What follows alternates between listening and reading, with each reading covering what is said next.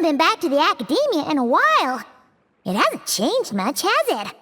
Well, since we've got some time, want to go to the house of Dana? Paimon wants to do some reading! Ha! So you noticed! Well, you're too late. The Paimon you know and love is no more.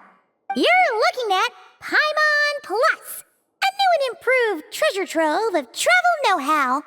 Paimon Plus would like to find some new books to peruse. A gracious traveler like yourself wouldn't leave her companionless on her quest, right? Come on, this way!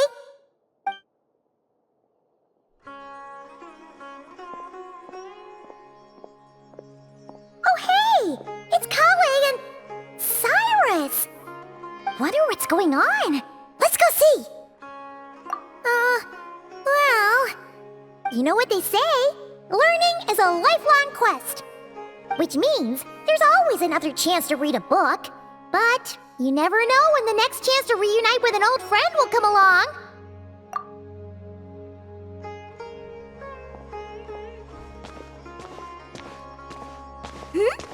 Traveler, Paimon? You're back in Sumeru?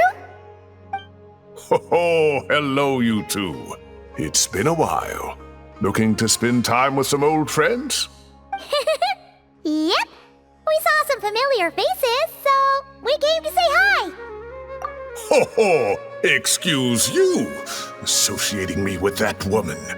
And if you're going to remember me that way, you should at least mention my tomato growing skills. So he's mad about the Zaha Hadid part and not the old man part? Well, Paimon's glad to see you in such good spirits, Cyrus. Must mean things are all good here in Sumeru. Ah, well, it's quite all right. I'm not the type to take offense at that kind of thing. You definitely are. Anyway, what were you and Kale chatting about just now?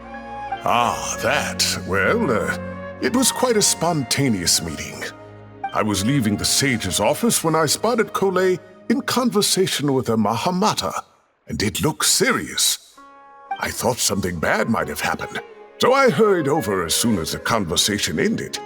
But as it turns out, our Kale is moving up in the world. The academia even hired her as a consultant. Wow! That's incredible! Oh, it's nothing, really.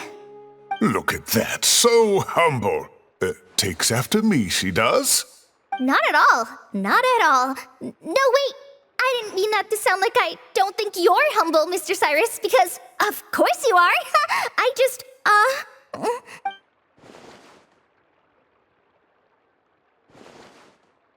Oh, well, I wouldn't even call myself a consultant. I'm just helping out. Now that the new semester has started, a lot of students and scholars are doing fieldwork for their research. But it can be dangerous for those who don't have a lot of experience in the wild. So, the academia is planning to establish an agency that provides guidance on outdoor survival and rescue for people who need it. Oh, Paimon gets it! So, you're here to explain rainforest survival as a representative of the forest rangers. Yeah, pretty much. Of course, when it comes to tips on deciphering mechanisms or defeating monsters, that's for people who are far more senior than me to handle. And speaking of which, since we're short on manpower, the person in charge at the academia said we're still accepting newcomers. If you're interested, you're welcome to join and share your insights. Ah, seizing the moment. Well done, Kale. Recruiting someone as capable as the Traveler is a great idea. Oh, and just between the four of us, the academia has set aside a generous amount of funding for this project. Well, since Kale's thrown her hat in the ring, we should help out too. What do you say, Traveler? Great! We're all supposed to meet up in Aru Village later, so I guess we'll regroup there. I was kinda worried, since Master Tainari isn't around to help this time, but now I feel much better! Yeah, even if you don't trust the academia's eye for talent, you can trust ours for sure. And mine, of course. I have as good an eye for people as I do for tomatoes. Well, there you have it. Thanks, everyone. Oh, speaking of Tainari, how are things with him and the others? Good, thanks. All the forest rangers are doing great. Oh, but Master Tainari did mention that Sino and Sethos were heading to Gandharvaville. I'm not sure if it's for work or something else. Huh, knowing them, could just be to play some cards. I'm not sure. Apparently Sethos is bringing someone else with him too.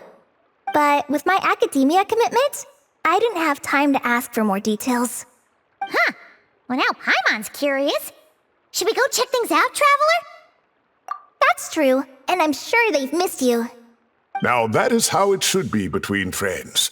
Getting together to play cards or enjoy a meal. Yet here I am, stuck with Nephis, who only ever calls to talk about research. Well, I won't delay your reunion any longer. Until next time. Goodbye, Mr. Cyrus. Take care. All right, I should probably get going too. See you later, guys. Come find me in Aru Village when you're ready. Looking forward to seeing you shine, Kale.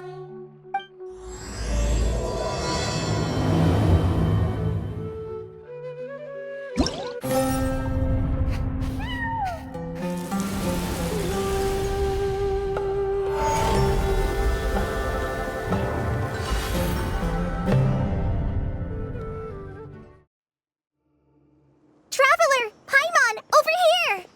Welcome to the home base of the Fieldwise Center. As you can see, the core projects are already up and running, so we can get to work at any time. Huh.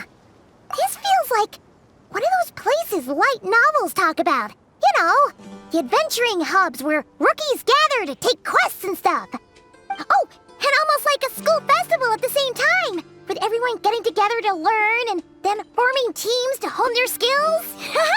It's so exciting! Well, this place isn't quite as decked out as a school festival, but Master Tainari said the academia plans to be generous with the resources. Anyway, before students and researchers head out on dangerous field missions, they can come here for advice and emergency training. We even have professionals on staff that can join their teams to serve as guides or safety personnel. Yeah, you can think of it like a forward operating base, equal parts theoretical training and field practice. We'll familiarize new recruits with potential challenges in the wild and take them through drills so there's no reason to panic during the real thing. Amber, you're here too? Surprised? I know I was. I'm off duty right now, so I was planning to just drop in on Kale for a bit. But I didn't realize how busy she'd be. I'm not the type of person to sit around and watch, so I decided to be her assistant. Sorry, Amber. I didn't mean to put you to work during your time off. Don't worry about it. A little relaxation balanced out with some fulfilling work is a great vacation in my book. Plus, I've learned a whole bunch of stuff too. And I got to see the Traveler in Paimon again. I mean, it just keeps getting better. We should have a giant feast once we're done here. How does that sound? A feast with the first friend we met in Sumeru and the first friend we met on our whole journey. Oh, that sounds just about as awesome as a giant plate of sticky honey roast. All right, down to business then. Kale and I are in charge of the Scouting Speedsters project. The focus is using devices and machines to pass through hazardous areas, survey terrain, and get details on potential threats. Plus, a mortar research indicates that during dangerous situations, having the support of an adorable companion can help set adventurers' minds at ease and prevent excess nerves. So, we took inspiration from Cullen Anba and Baron Bunny to create 2 scouting devices that are both adorable and useful. Cullen Anbot and Bar Drone Bunny. So far, feedback has been pretty positive. Once we've collected enough data, the academia will continue to refine the scouting buddies and release even more designs. A bunch of Kulanambas and Baron Bunnies running around the wilderness? What is that gonna look like? Plus, with you to guide our 2 little scouts, we'll be able to obtain some great data. Once you have a more complete understanding of the Fieldwise Center, you should come test them out. Now come with me. I'll introduce you to the other consultants. Oh yeah, the lady with the greenish blue hair also has a super adorable device over there. but it does something completely different than our scouting buddies. I'm looking forward to seeing it in action. Oh, hey! Another familiar face!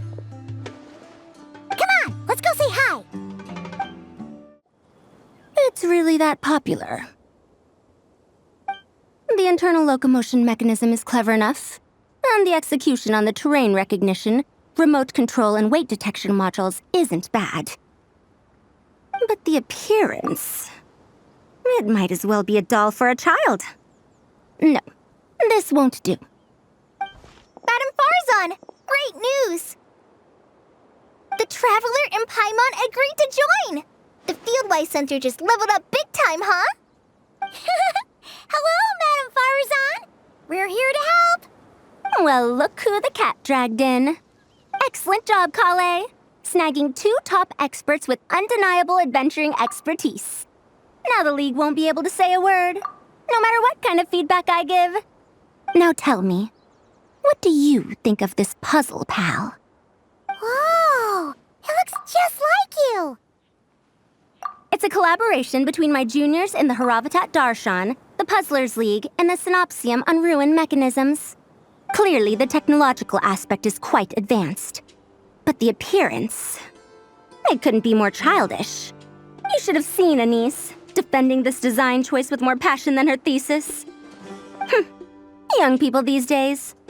Far too obsessed with making things cute. Huh. Paimon kinda likes it. Holly and Amber were just saying how cute companions can help adventurers stay calm. With a doll that looks like you by her side, Paimon thinks she could go adventuring in a super dark ruin and not even get scared. Well, that line of thinking does have merit. And I suppose choosing this particular appearance is a sign of their respect. For me. Still, there are adventurers who place greater emphasis on reliability and technical composition. People like that don't just want their devices to be able to survive an avalanche, but to look the part. And for their appearance to reflect the high-tech composition. The fluffiness of this puzzle pal, on the other hand, doesn't give the impression it would be a reliable or formidable device. The appearance may even be distracting. Now picture this. A thick metal casing, square in shape, with a matte finish and openings to showcase the complex technical composition. That would have much more visual impact. I'm the perfect example of this. I have a youthful appearance, and so people question me on occasion. If I had a head of white hair instead, things would be different. Really? Then, do you want Paimon to talk to them? She has white hair. What? No! That's not the same thing. I didn't realize you had such strict views about this, Madam Farzan. Huh? So, even you prefer this version? Well, if that's what you really think, then fine. You'll have to come back and test it out on some puzzles, Traveler. I'll rate your effectiveness in using the device and come up with a user manual based on your performance. As for improvements to its appearance, long-term observation is required, so I'll put that aside for now. I've already selected a few of the most suitable domains, so we can begin the puzzle-solving process at any time. Thanks, Madam Farzan. I'm just gonna take the Traveler and Paimon to see the final project. But it shouldn't take long. Don't worry, Kale. You're the one in charge here. Just make sure to pace yourself. Once things calm down, come over to see me and we'll have a nice chat. I'll even treat you to some snacks from back in my day. Snacks? Paimon's in! Paimon's in! Thank you, Madam Farzan. I'll bring a few boxes of floral tea as well. Go on now. Do me proud. This last one is a long-term project we're calling the Security Division. Thanks to General Mahamatra Sino, we've been able to bring Dia on as the instructor and Candace as the coordinator. They're putting together a combat test right now, but they should be back soon. Hey, looking for us? Guess we showed up right on cue then. Wait, the Traveler and Paimon are joining as well? That makes things a whole lot easier. Sorry for keeping you waiting, everyone. But we managed to bring back some good intel. Intel? Huh. This is starting to sound intense. Of course. What better way to protect the students than to sweep through the desert and rid it of all potential dangers? Not a bad plan, right? You in? Not the best time for jokes, Dia.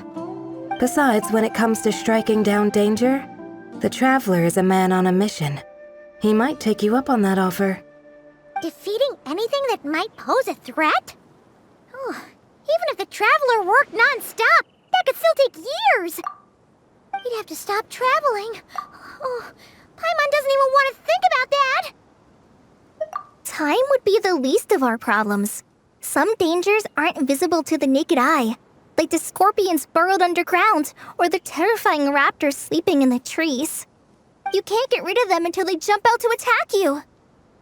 For situations like these, we'd have to combine Madame Farason's recommendations with Amber's approach to scouting, calculating our chances of encountering enemies and our expected operation times. Whoa, whoa, whoa, pencils down, everyone. That was just a joke. The Security Division's goal is a lot simpler, actually. We're just here to ensure that fieldwork teams include trained combat personnel. Some of this work has been entrusted to the Blazing Beasts and other mercenaries, but members of investigation teams who pass the combat test can also qualify. Before an investigation team is allowed to head into a dangerous area, the group must include at least 2 professionals who have passed the assessment. And Dia and I were just out collecting intel on the best place to hold the test. We found a domain filled with monsters and bandits of all levels. Hopefully, they don't mind us borrowing their stomping ground for a bit. It'll only cost a few smacks on the head. Oh, so we just need to supervise, right? That's right. Participant safety is our utmost priority. So we'll organize a group of capable personnel to take it in shifts. We still need to figure out our testing metrics, though. Fighting is different from an actual exam, and there's no one right answer. Mercenaries like me, we all have our own style. That's not a problem in actual combat, but when it comes to teaching, we tend to stick too much to what we're used to. So, we need someone to give us a baseline. Someone who has the experience, but also takes a more flexible approach in combat. Yeah, based on what you just described, the Traveler seems like the perfect person for the job. Great. Working with you is always a pleasure, Traveler. Smooth as butter on a steak. Don't forget about compensation for the Traveler and Paimon, Dia. You agreed without doing the math first. Ah, it's fine. We'll just split the funds Kale wrangled for us, 20-80. 10 for me, 10 for you, 80 for the 2 of them. Wait, we're getting 80%? Don't sweat it.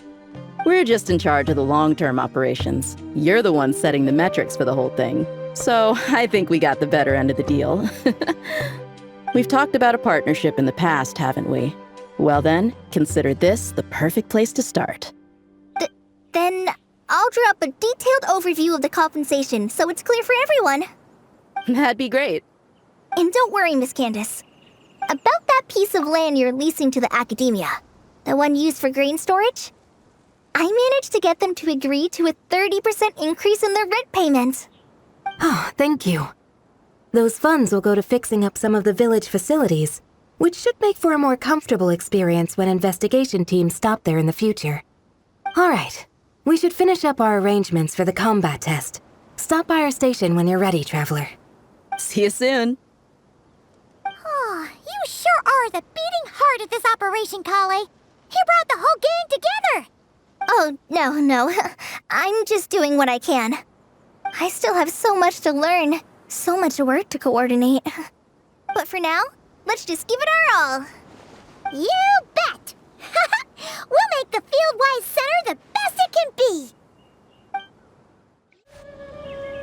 Tainari's place... Tainari's place... Ah! Here it is!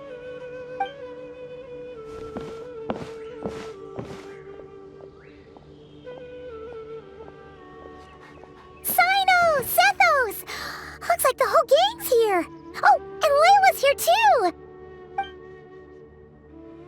But, oh, she doesn't look too good. Did something happen? Ah, Paimon, Traveler. It's good to see you. I'd welcome you like a proper host, but I'm a bit busy at the moment. Apologies. No need to look that worried. My observations indicate Miss Layla's condition has improved quite a bit. There's no danger to her mind. She's just fatigued and needs some rest. Excuse me for a moment while I blend some calming incense. I'll let you two explain the situation. All right. What happened was, Sethos and a few members of the Temple of Silence rescued Layla, who was out in the desert trapped in a state of delirium. She had to be rescued? Oh, that sounds bad. That's all you're gonna say about it, Sino? I mean, we don't want people jumping to conclusions. That's all I can say about it. The person involved is unable to explain what happened to her, so we're limited in what we know. Sorry. My head is still dizzy.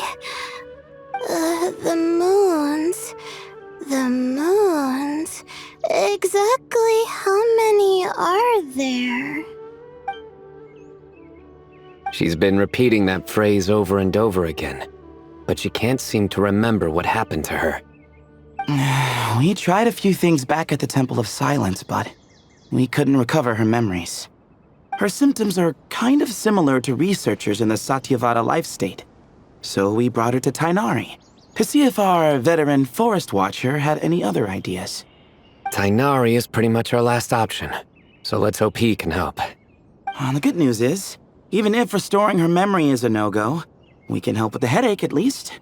Jur was in a similar state when we found him, delirious and mumbling to himself, but he's more or less back to normal now. Sorry, I should give you some context first, huh? We should let Miss Layla get some rest. Come with me, you two, and I'll introduce you to the other victim of this incident. Good idea. I'll wait for Tainari here and keep an eye on our patient. All right then, this way.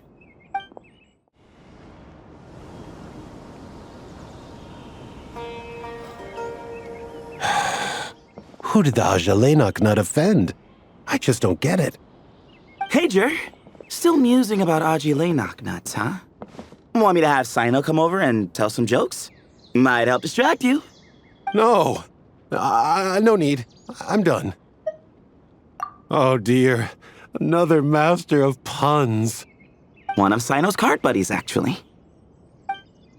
I think I might just take that as my cue to head back to the desert. Hold on. So, what's the deal with the Ashilenok nuts? Other than the bad Sino jokes. We'll get to that. But first, introductions are in order. This is Jur, a member of the Temple of Silence. And you remember the Traveler, right, Jur? Of course. I'd never forget a participant in the Rite of Duels or the hero who saved Sumeru. Awesome. Could you go over what happened to you one more time, Jur? Our valiant hero is gonna help us get to the bottom of this. Might as well join since you're here, am I right? Just hear him out. You're gonna want to uncover this mystery once you do. I'd bet on it. Well, I was on an expedition in the desert not too long ago when I got caught in some quicksand. Later, it became obvious it wasn't normal quicksand because instead of sinking to my death, I fell into an undiscovered ruin. In my panic, arms and legs flailing about, I suspect I touched some things I shouldn't have. Because in that brief moment, an enormous amount of information came surging into my mind. I would hesitate to even call it knowledge, because my brain had no capacity to process the information. To use an analogy, it would be like trying to stuff thousands of Ajalenok nuts into a small water skin without it bursting. Sorry again with the Ajalenok nuts, I know. It's fine. We're getting to that part of the story anyway. True. Well, just as I was on the verge of madness, a single phrase broke through the storm of thoughts in my head. It was a man's voice saying, "Don't eat Ajalenok nuts." What? I know it's hard to believe, but that's what happened. I was saved by the phrase, "Don't eat Ajalenok nuts." I'm not sure. I'm not even certain it was a man's voice. It's hard to remember now that I've been repeating it so much myself. Anyway, the good news is I no longer feel like my head is going to explode. Of course, the bad news is that phrase has been stuck in my head for the past few days. Wow. But doesn't it have the opposite effect? Like, the more you say don't eat it, the more you want to eat it? Yes, That's exactly right. Whoever the voice belongs to, I don't know what his deal is with those nuts. Well, the world's a big place. There's bound to be people who don't like sweet stuff. I suppose. Strangely enough, I'm starting to think the voice belonged not to a man, but a cat. A cat? How? That's the question, isn't it? What would a cat be doing in an abandoned ruin like that? Just as my mind was reaching its breaking point, I could have sworn I heard the sound of a cat guiding me to exit. But when I came to, all I saw was endless desert, and Sethos shaking me in a desperate attempt to wake me up. I'll admit, it was pretty terrifying seeing you like that. Staring off into space and mumbling about Aji nuts. You sure don't sound terrified. Sorry. It's not that I don't care. It's just kind of hard for rambling about Aji nuts to sound menacing. Now, what Layla was saying, on the other hand, that is much creepier. Exactly. The unknown is what breeds fear. Aji nuts are familiar. But the moon suspended above us at night? That's about as foreign as it gets. Well, we don't know that for sure. There could be a whole other world inside an Ajilenak nut, with a moon of its own. Huh. I guess. Ajilenak nuts are not to be underestimated. Right, yeah, of course. Won't catch me disparaging the mighty Ajilenak nut. No, sir. Huh. So, a similar thing happened to Layla then? Yeah, I think so. I was in a hurry to rescue Jur, so I put a marker on the incident site so we could go back and investigate. When his condition stabilized, we doubled back around to check and... Exactly. Multiple victims with the same symptoms at the same location. It wasn't hard to conclude that something is seriously wrong with that place. So, after we got Layla out of there, I had the Temple of Silence put up a warning sign at the scene and send patrols to watch the area. Speaking of, Sino, Tainari, and I are going to head back there and investigate once Layla is stable. So as per usual, you're here just in time. That's for sure. But there's another reason I want Sino and Tainari involved in this. Because the story doesn't end there. Right, Jer? Oh, yes. Where was I? The Ajilenak nuts butted in and I... Right. Yes, the cat. As I followed the cat noises, the voice said something else. So, there are those from Tula who still endure. I thought that was strange, of course, because, well, was the voice referring to me? Records of my ancestry are rather sparse, so I'm not sure if my bloodline even traces back to that place. That's right. The Temple of Silence's place of origin.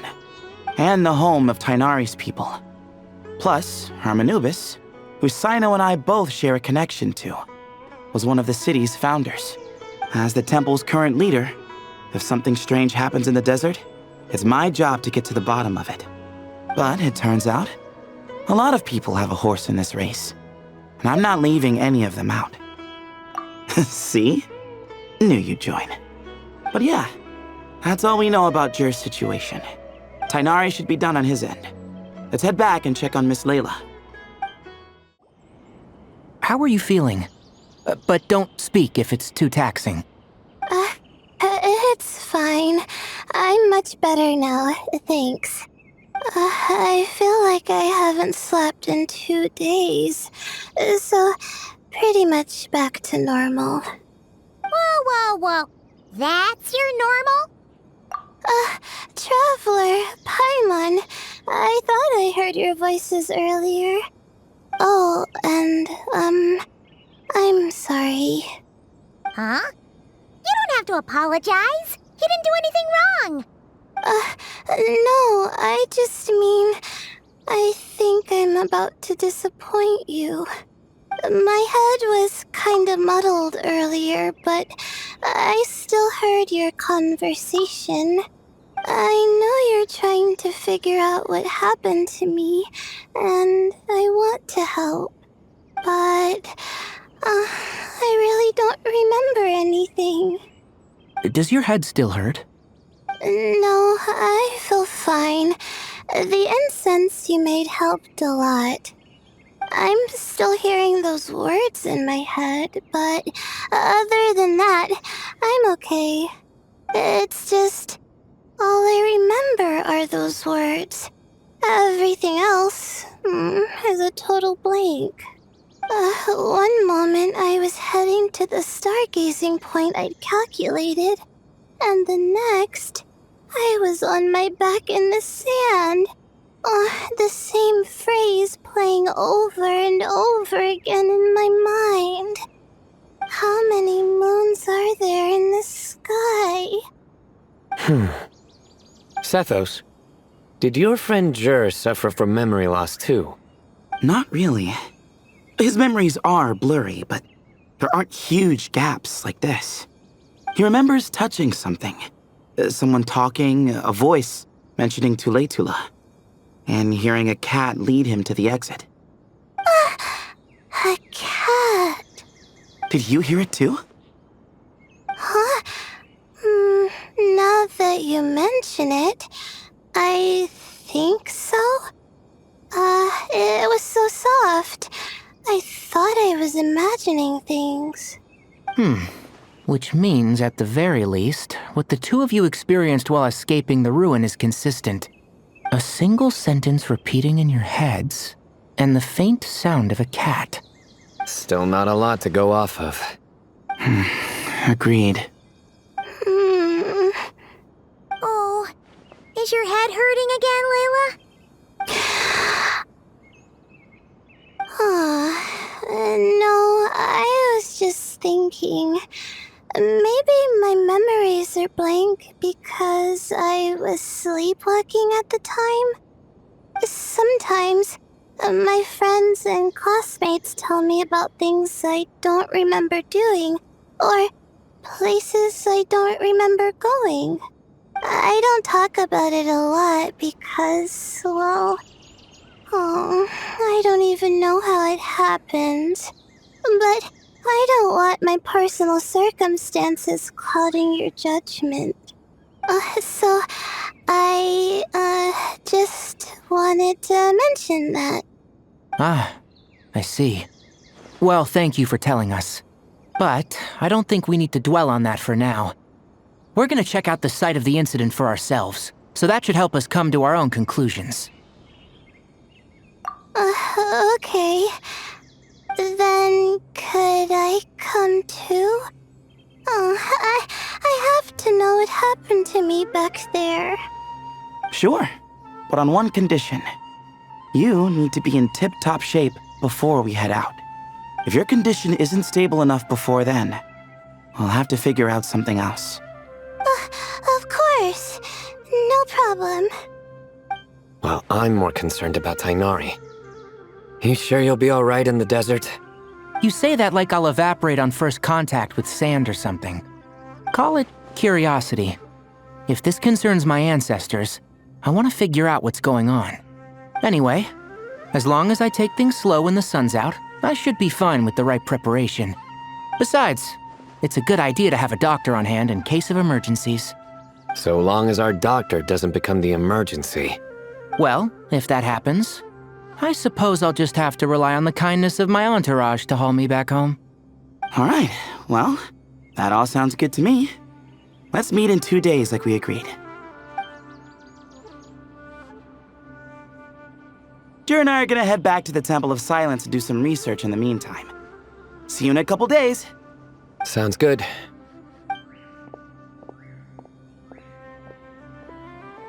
What about you, Layla? If you feel like you need more rest, I can arrange a room for you to stay in. No need. I've asked enough of you as it is. Besides, I feel a lot better. I should make it back to my dorm, no problem. You sure? Don't push it too hard, or you might end up sleepwalking along the way. Don't worry, I'll be fine. I have other things I need to do anyway. Like letting my advisor and classmates know that I'm fine, adjusting my stargazing schedule, things things like that. If I don't get it all done, I doubt I'll be able to sit still, let alone stay here and get some rest. I'm not so sure that's... a much better idea. Thank you, Traveler. Of course, if anything starts to feel off, come back for a checkup right away. You'd better listen to him, Layla, or he'll feed you tasteless slop as a punishment. Punishment? You're the one who caught a cold. You're supposed to eat light when that happens. Besides, with your nose stuffed up like that, you couldn't taste anything to begin with. Huh. Is that so? And here I thought it was an in-taste-to-know issue. Should have seen that coming. You're off the clock, so now it's time for puns, huh? Oh, brother, not this again. Don't worry, Paimon. I understand. If you want me to stop, then... Then? You'll have to call a plumber. Tell them someone's gotta pipe down. This is getting more insufferable by the second. Put a sock in it already, please.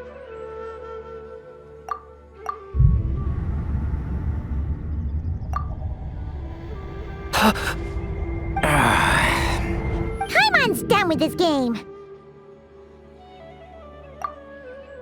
You win, okay? Let's just get out of here. Please. All right, you stay safe. I'll try to stay sane. Moons. Ashelinok nuts. Moons. Ashelinok nuts. Are the moons going... nuts? Oh no!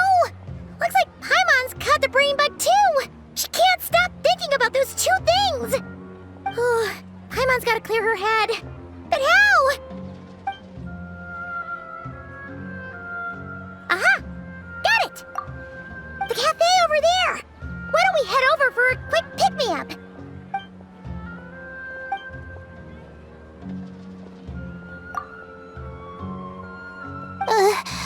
Sorry. I feel kinda tired all of a sudden. Wait! Is it because of all Paimon's muttering just now? Oh, sorry. The coffee will be Paimon's treat, okay? Hey! You make it sound like Paimon's stingy or something! Huh. Well, she'll just have to show you her true colors.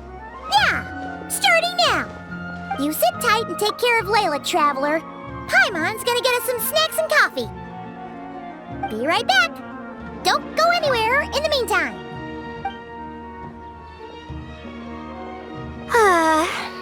She's pushing herself again as always. Saw right through me, huh? I apologize for the sudden emergence, but I didn't have any other options. Well, that's true. So, for our sake and your safety, allow me to fill in the gaps in her memory. That's right. Layla was already in bad shape, stressing about her new study topic, focusing on the stars instead of her surroundings. By the time she realized the danger she was in, it was too late. Quicksand near the ideal viewing spot? Wasn't expecting that. Looks like Layla's been under a lot of pressure lately. She hasn't been paying attention to her surroundings. But why would quicksand lead to a place like this? Well, all in all, looks like a common desert ruin. Guess there's nothing to do but try to find a way out. Oh, Layla, what have you gotten yourself into this time?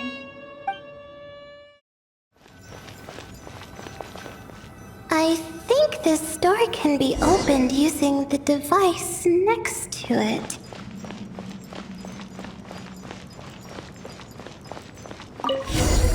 Just like I thought. Ugh, what was that? My head. It hurts. waking up? No, that's not it.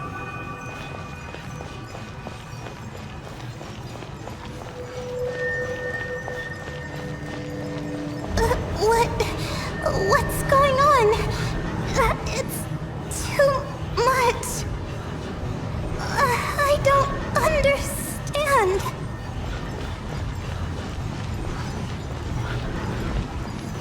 The ground is... Where am I?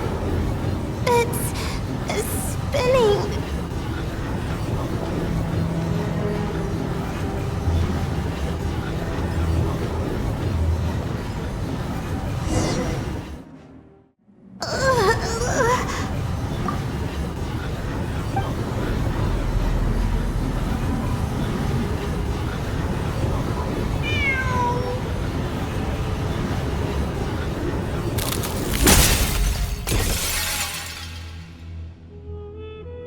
How many moons are there in the sky?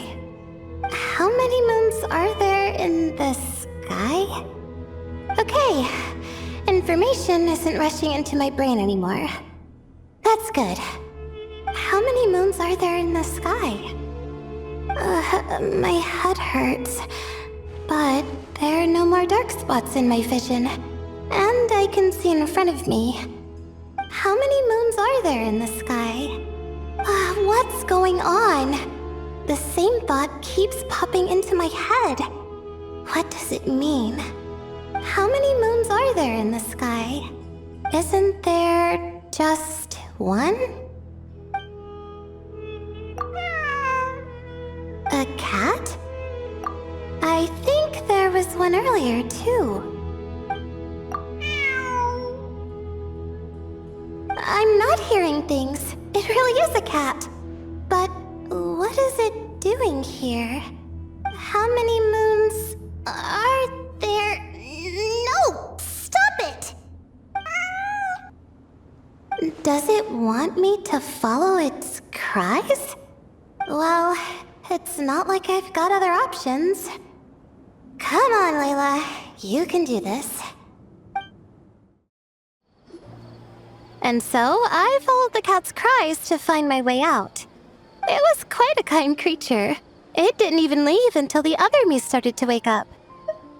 Thinking back, it all started when I touched that device. I've heard fellow students talk about it before. How the desert is full of objects that do strange things. Sometimes it's just a minor inconvenience, but other times devices like that can cause massive trouble. Of course. I forgot how much adventuring experience you have. Still, carrying an umbrella doesn't mean you can't get soaked, so just be careful and stay away from unknown devices. No need to thank me. You and Layla are about to head into dangerous territory together. You need to be safe so she can be safe. Well, I think that about sums it up. And just in time. Your coffee's here. Traveler? A little help over here?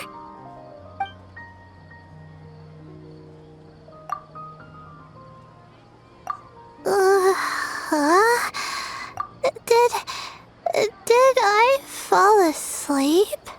Wow! Paimon didn't even know she had such an impressive skill. Ha!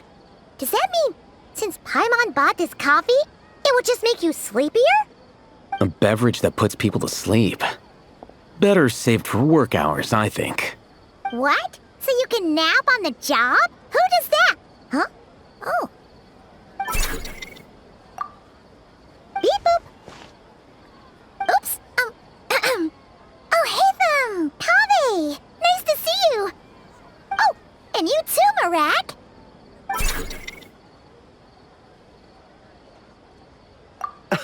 Sorry. Hope we're not interrupting anything. Miss Layla, you don't look so good. Is everything all right? Oh, I'm fine. I was sleeping just now, so I'm still a bit... Ah, I see. And we woke you, didn't we? I'm sorry. We shouldn't have been so loud. No, you didn't. I didn't mean it like that. Sorry.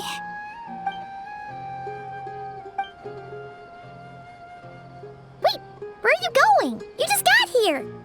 I'm going to do what I came here to do. Which is? Buy coffee beans. Huh? You're going too? Marak! Fine. Run off with him. See if I care. Well, looks like I get you to myself. It's been a while, hasn't it? How have you been? So, a busy life of adventuring for you, and a busy life of academics for Miss Layla, is that right? Oh, is something wrong? The desert's not always the friendliest place, that's for sure. And from the look on your faces, I'm guessing this problem's not resolved? Don't force yourself to talk about it, of course. But I've worked on several projects in the desert before, so if there's anything I can do to help, just say the word. No, I don't have anything to hide. It's just complicated, so explaining might take time. Well, lucky for us, I've got that in spades. Yes, you have been quite sedentary recently. Excuse me? I've been going about work as normal, thank you. And, might I add, you do way less work than me. I do the amount of work that is required of me. Yes, you and your stellar work ethic. The stuff of legends.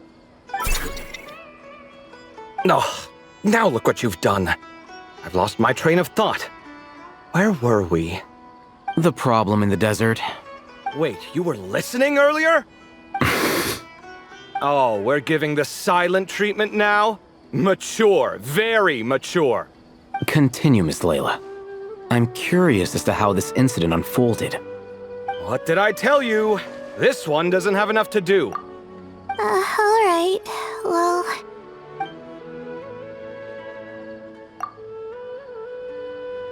Could you still use some extra hands on this investigation team of yours?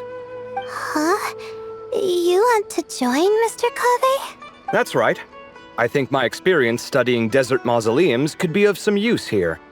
While Hatham's expertise in ancient languages could be helpful too.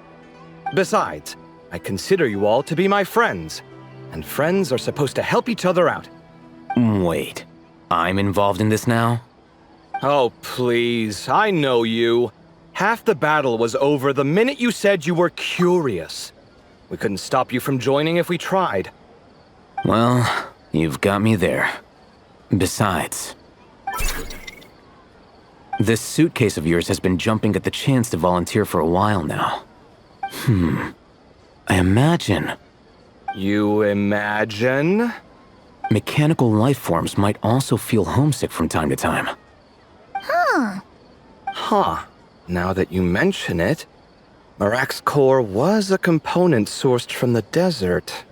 That could prove useful. You're sure you want to come with us? It could be dangerous. Oh, I'm sure. All the more reason to recruit as much help as possible. It's important to count on friends at times like these. Our pleasure. It's a plan, then.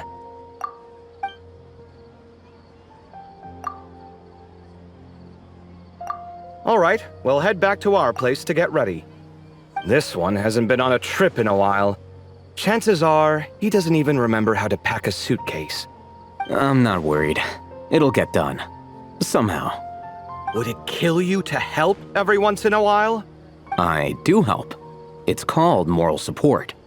Oh, of course. And I am ever so grateful. Goodbye, you three. We'll see you soon! Oh, and Kave, your coffee beans! You were too busy glaring at all Hatham, you almost forgot them!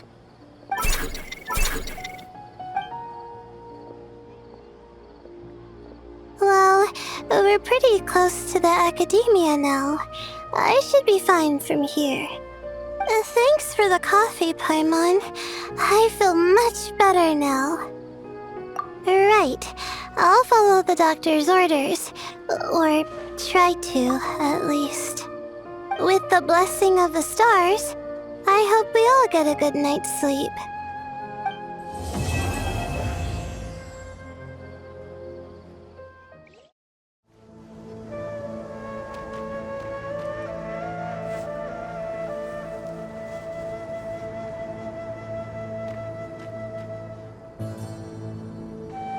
Looking at the map, we should be getting close. Speaking of which, the closer we get, the more Paimon's heart feels like it's beating out of her chest. Excitement. Yeah, sure, that's it. Oh look, it's Tainari and the others. Everyone's here bright and early. Yeah, the desert's a pretty harsh environment. Better to travel at night and beat the heat. Hey everyone, we're here! Ah, right on time. You don't need to worry about me. It's not too hot yet, and I'm properly hydrated. All right, we're just waiting on the 2 people Miss Layla mentioned, and then we'll be set. He's staying behind.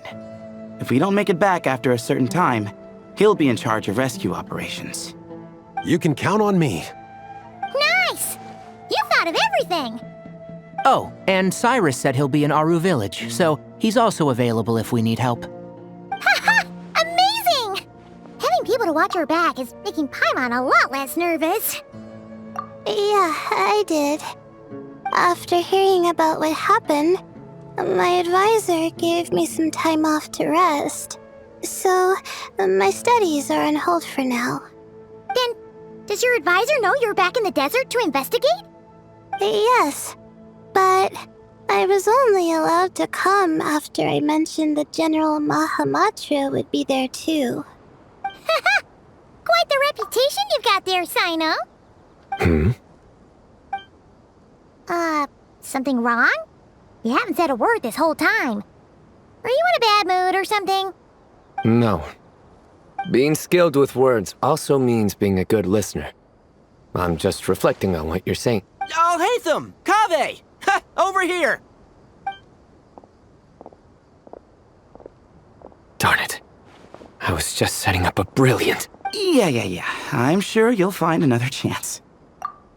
The important thing is, our scribe and our renowned architect are here at last.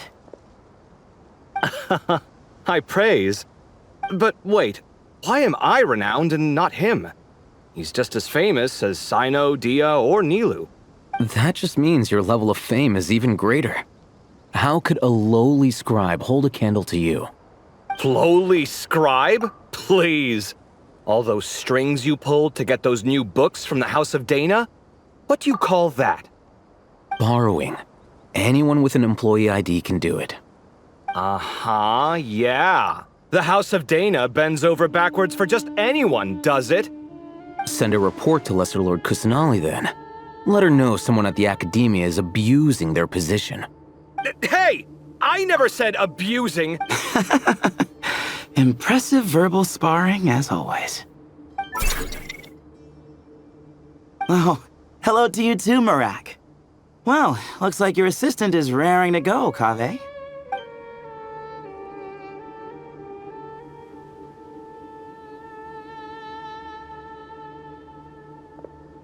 So, I say we get this show on the road. No sense delaying the inevitable. No need. We're in this together, remember? Sure. This is the entrance, yeah? Yes. Perfect. Then, if we're all set, let's get moving.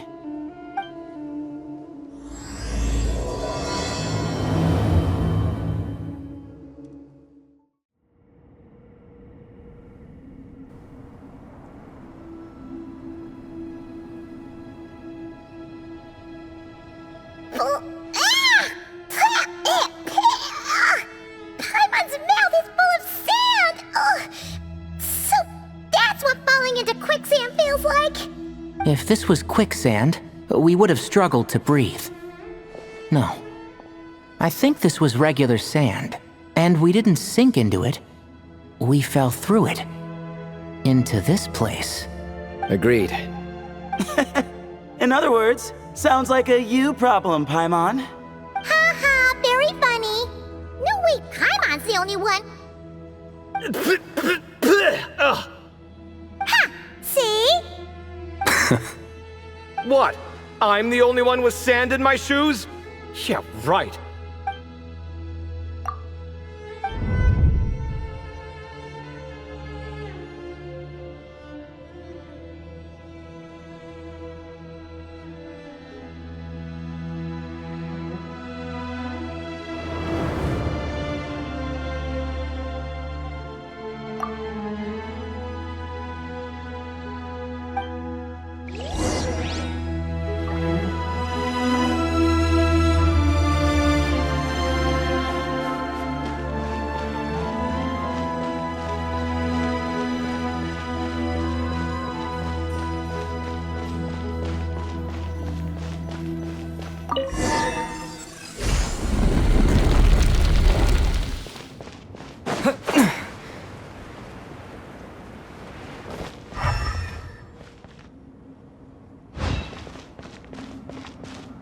Whoa! There are monsters here? Jared didn't say anything about that. Probably means he didn't run into any. Because we're just unlucky. Not the best sign of what's to come. We'll be fine. Let's just use up all our bad luck and we'll be golden.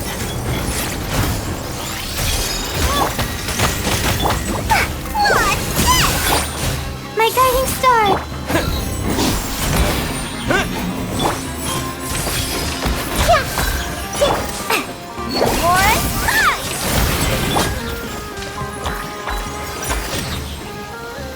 Committed to memory. Here's the goods. There.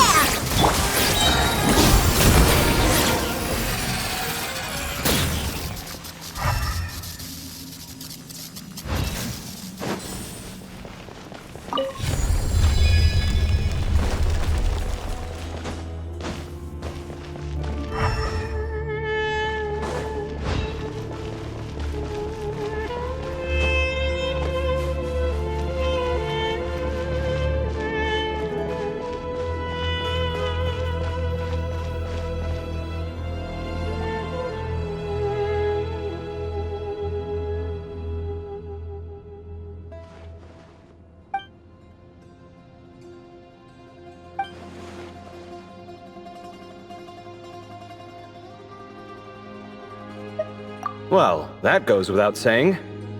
Fair point. There's just one problem, though. The only way forward is through that door. Oh! Is it time to hunt for a key? Paimon loves this part. Don't worry. With our adventuring experience, we'll find it no problem. Let's get searching.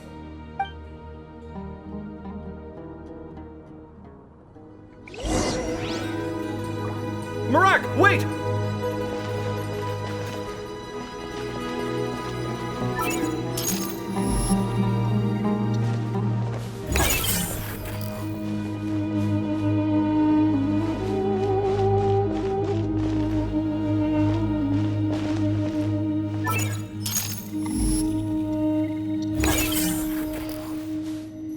Marak seems interested in these jars.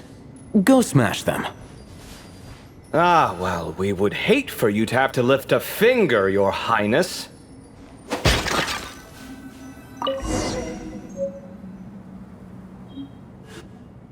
Marak, this isn't really your old home, is it? No idea what that means, but Marak does sound pretty happy. So, mechanical life forms do have the capacity to miss home. A novel discovery.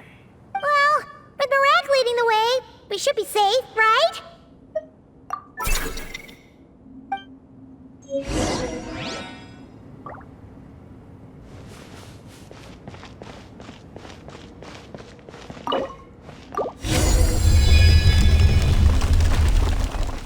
Good thing you decided to join, Kaveh. Otherwise, our investigation would have ended at that door. It was nothing that I did. You should thank Marak instead.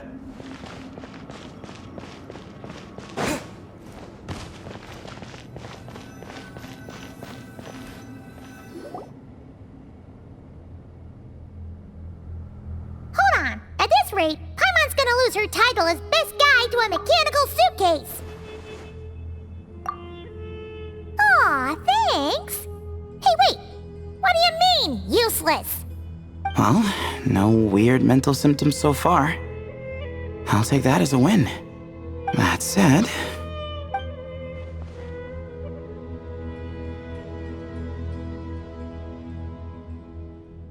There are 3 doors here.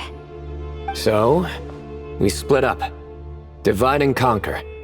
Otherwise, this whole thing is in ruins. No pun intended on that last part. I swear. Yeah, that might be our best option. Good idea. And the minute things go south, we go back the way we came. Ooh, this is getting exciting! So, who's teaming up with who? Paimon calls dibs on the Traveler!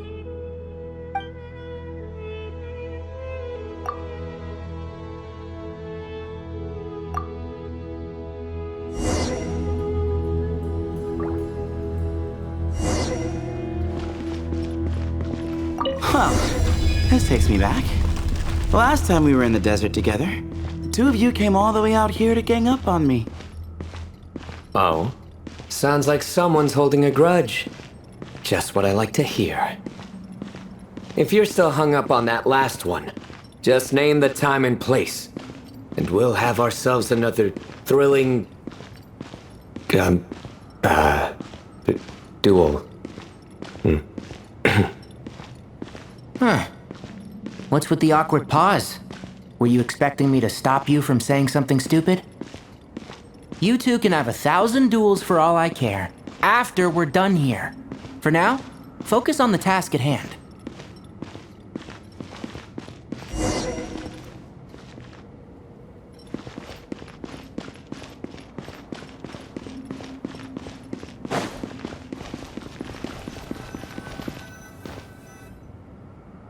This chamber is huge.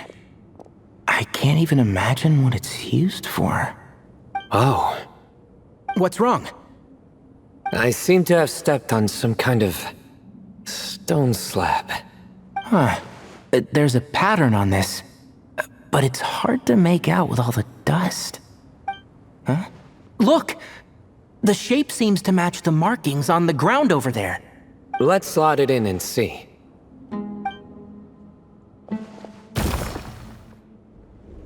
And we have a match. Looks like we need to find the other 3 broken slabs. Let's search the area, but be careful where you step.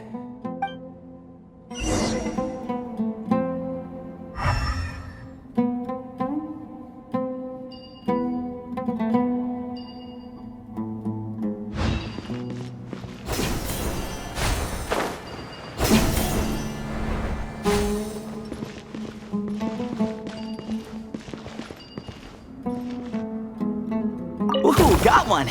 Ouch, but watch out. The edges are kind of sharp.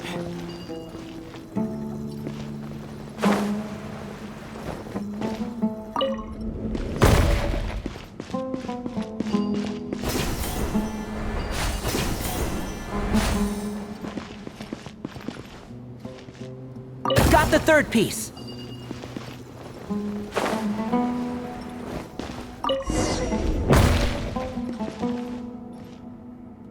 We just need one more. Huh. Look! A cat! Could it be the same one Jer mentioned? I don't think we need to worry about startling him. He doesn't seem afraid of people. Yeah. If anything, it seems like he wants us to follow.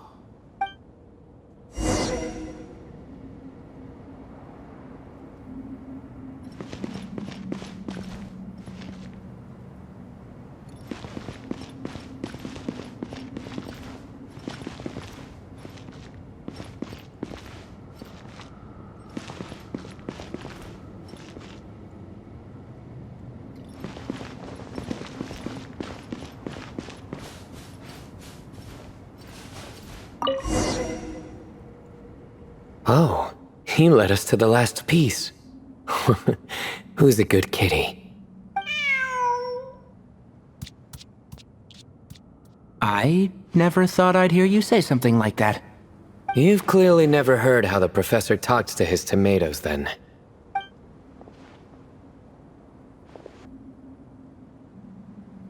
Alright, well, that's that.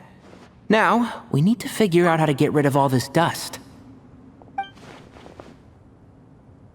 Behold, the great Vayu Viastra. Be honest. You've been waiting to say that for how long now? Just activate the mechanism.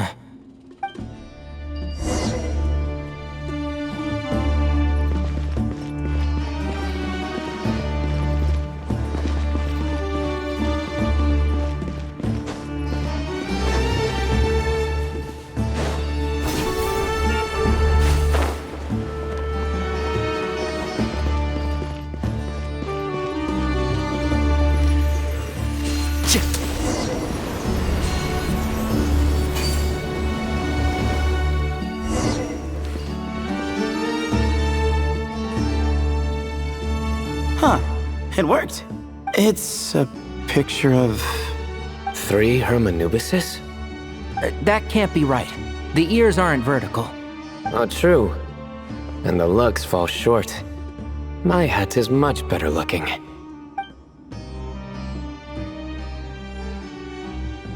A goat, an ibis, and a crocodile. Oh, wow. Our botanist knows more than just plants. Riveting observation. I was just thinking. These 3 figures look a lot like the 7 pillars of King Deshret. That's right. These are our colleagues. Our what now? You sure about that? Just kidding. But what I meant by that is these were Hermanubis' colleagues back then. The middle one is the Goat King Harashef, Minister of Ministers, the god Amun's most trusted chancellor. Records say he was the deputy king of the Desert Sands, chief among the 7 pillars.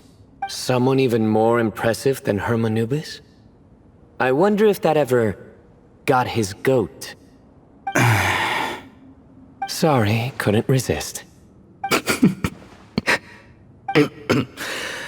Okay, that was a good one. Wait, really? I've got so much more where that came from. Where were we? This is Sobek, the Crocodile King, captain of captains. As the name suggests, he was a valiant commander and had dominion over all weapons of war. And finally, this is the Ibis King Thoth, scribe of scribes. Your memory's pretty impressive. I bet you're almost as good as me at memorizing cards. A scribe? Did he manage archives then? Like Alhaitham? Wait, that's all Alhaitham does? I never knew being an academia scribe was such a cushy job. Well, that's how his friend put it, anyway. But it does seem like he has a lot of free time. Well, I don't know much about the academia, but I'm sure the Ibis King had more responsibilities than that. The temple's records say he represented the wisest aspects of King Deshret, inventing the desert script and arcane arts at his king's command. He must have been quite the impressive man then. Or creature, depending on how you look at it. Still, why are these 3 the only ones represented here? What about the other pillars of King Deshret? Maybe because the 3 of them were extra close? Huh. Kinda like us. Oh yeah! Maybe we should have someone inscribe us on a commemorative stone slab too. Or we could just take a picture. It would serve the same purpose.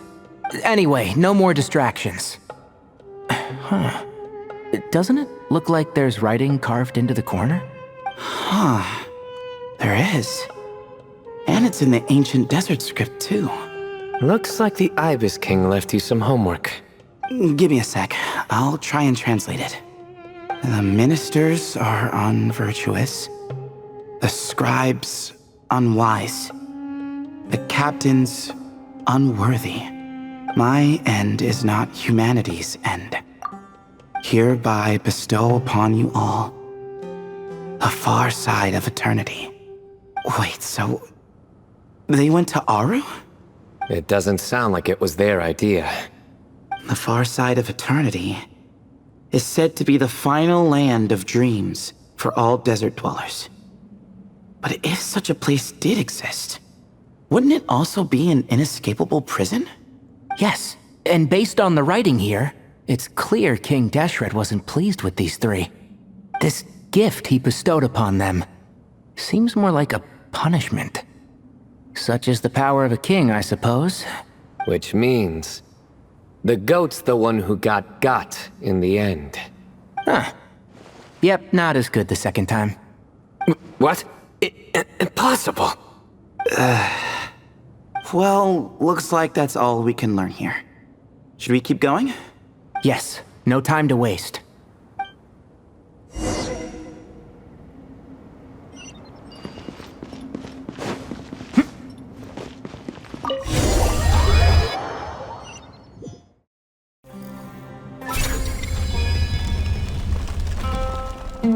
Jeez, who knew a suitcase could be so fast? Marak is nothing like this when it comes to housework.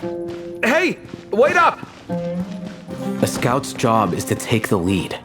Just let Marak figure it out. Easy for you to say. I'll be the one doing the repairs if something happens. Why don't you go scout ahead then? When I think of a comeback, I'll let you know. Oh, Marak stopped. What is it? Found something? Looks like something covered in sand. Let's get it out then. Come on. Oh, it's a stone slab. Good job, Marak. Let's take a look. Huh. Looks like this part of the picture goes over there?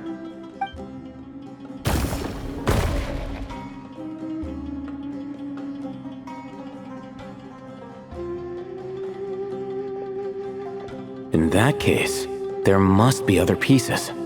All right, and let's look around. Hey! Why are you sitting down? I thought Marak was helping. Oh, so you do know what that word means. Great. Are we supposed to just sit back while Marak does all the work? No, I doubt you could do that. Exactly. But I can.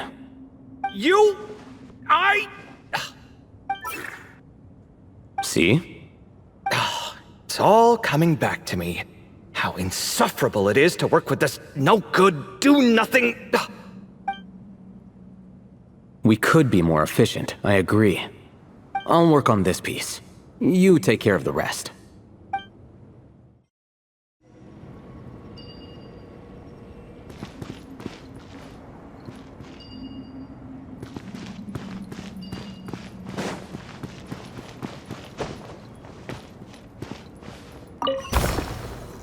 Found one!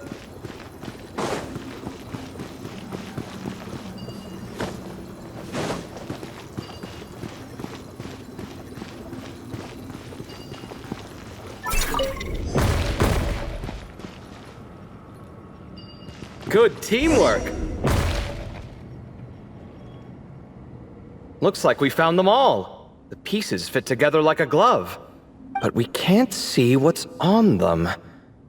Turn around. Huh? Look. Oh, I've seen this before. It can create strong winds. Just what we need to clean off the slab. Come on, let's... Hey! Don't worry about me. If I sit here, I won't be in the way. Oh, you don't want to be in the way? Then sit right in front, so the device can blow you straight back to Sumeru City.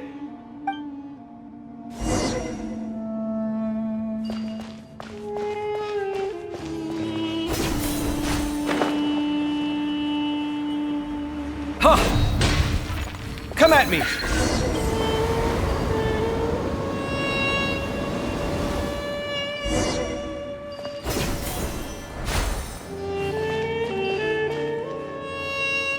Done. Huh. That's one big cat. And there's a shattered crown. I think it's depicting some kind of story.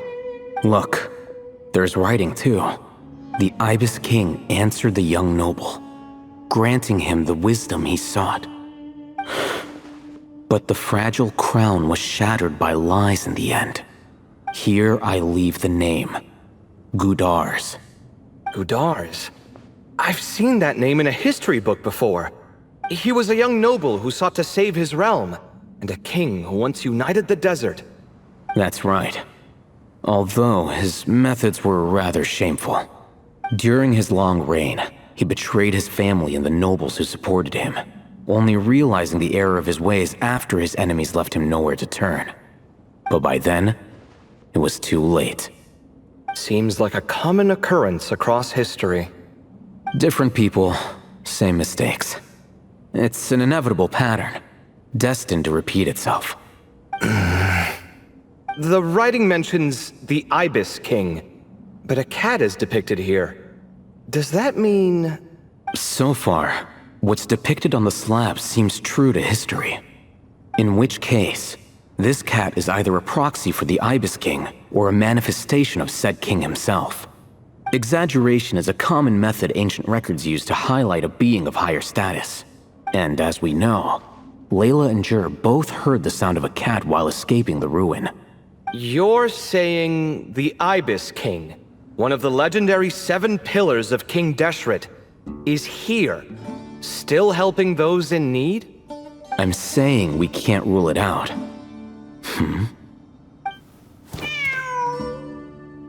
Wait, there it is! The cat!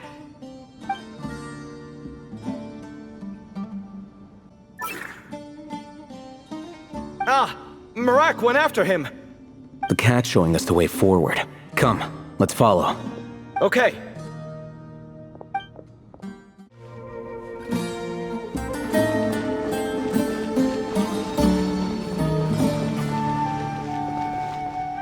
Huh. The cat's... gone. Yes, but look where he led us. Oh. Another slab. It looks similar to the last one.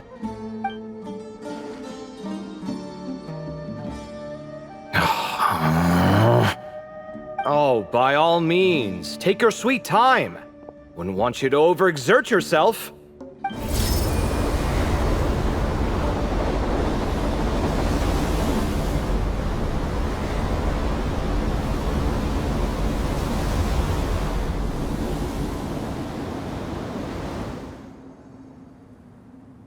Huh.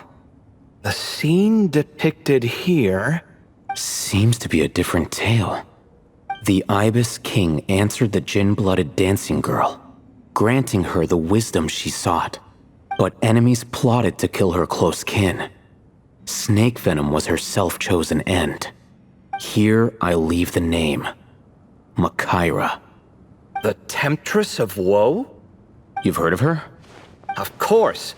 I don't just sit around doodling all day. She's mentioned in tons of papers about the desert. As I recall, she was given as a gift to the tyrant king of Gurabad, and later seized the opportunity to kill him. After getting her vengeance, she reigned as queen for many years, until her enemies attempted a coup, and she took her own life. That's more or less the version I've read as well. It seems this queen also had dealings with the Ibis King. Yeah, I'm starting to find this whole granting wisdom business a bit concerning. I mean, considering how Gudars and Makaira ended up, it might not have been a good thing. But, at the same time, if the cat guiding us is linked to the Ibis King, then he doesn't seem like a villain either. People are complicated. And the same is true of the servants of the gods, no matter their wisdom or power. Let's reserve judgment for now and keep moving.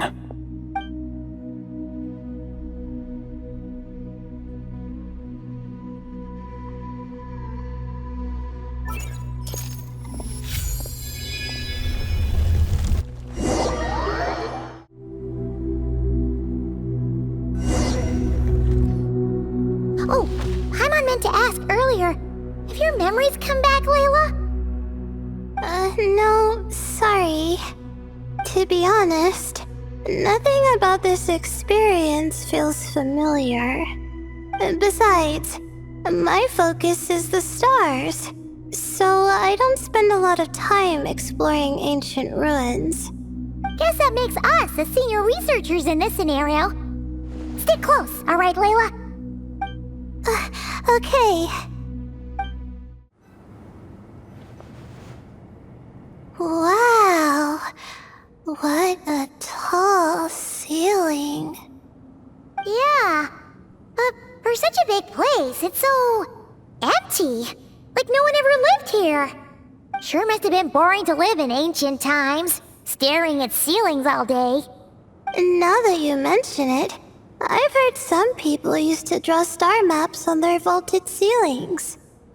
Some might even make them transparent to better observe the movement of the stars. It sounds so nice. Stargazing from the comfort of your own home. Wait a second. I think I see something up there. Huh? How is Paimon supposed to do that?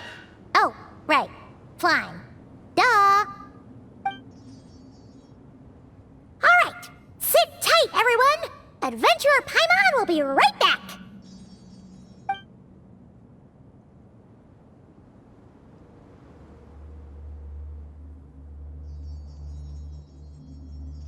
Okay, so, there's nothing super special up there. Just a couple of shelves, tables, jars, and scrolls. And a whole bunch of dust, dirt, and sand. You really want to search through all that stuff? Well, when you put it that way... Come on then, let's see what we've got! Paimon's hoping for something super valuable! Thanks. I'll stick close.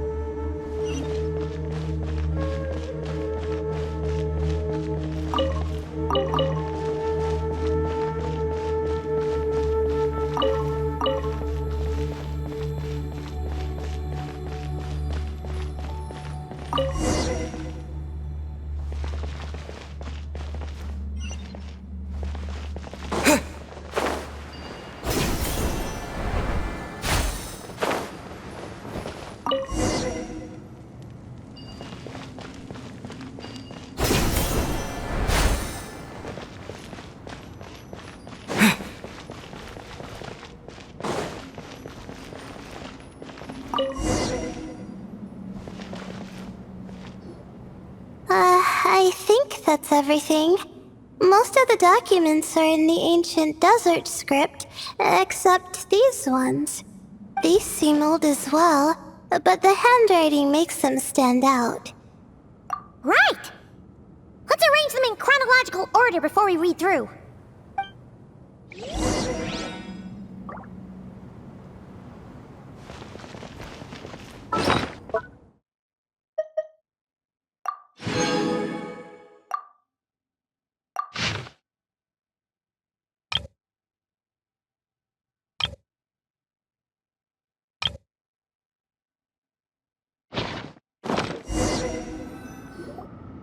Okay, now let's take a look.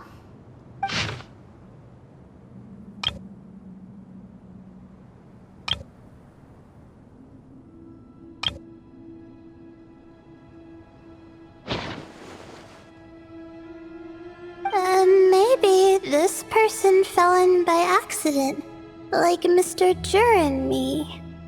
Yeah, maybe. But they don't sound super worried about their situation. So, either this person's an ace adventurer, like the Traveler, or some kind of super optimist. An optimist, huh?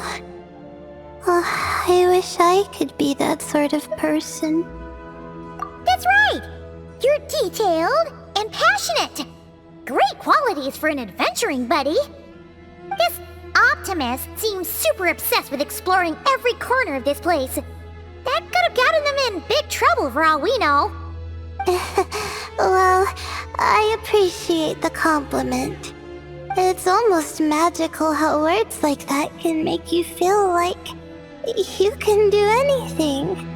I only wish that magic could last a little longer. Until I figure out my new study topic, at least.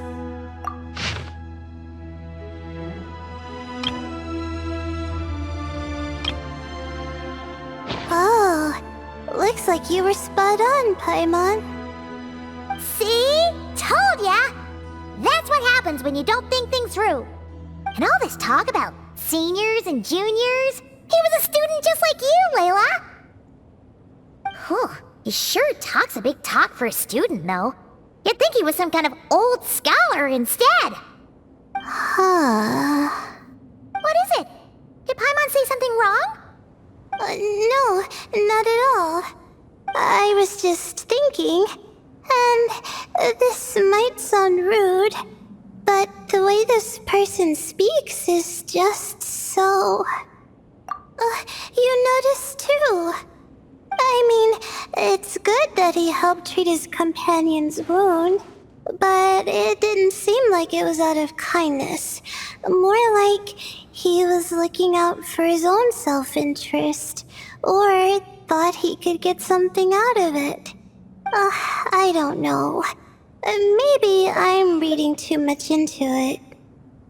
Yeah. If you're both in this dangerous situation together, wouldn't you mention them at least once? If it were Paimon, she would write down the name of every single person she was with. No one would be able to get away.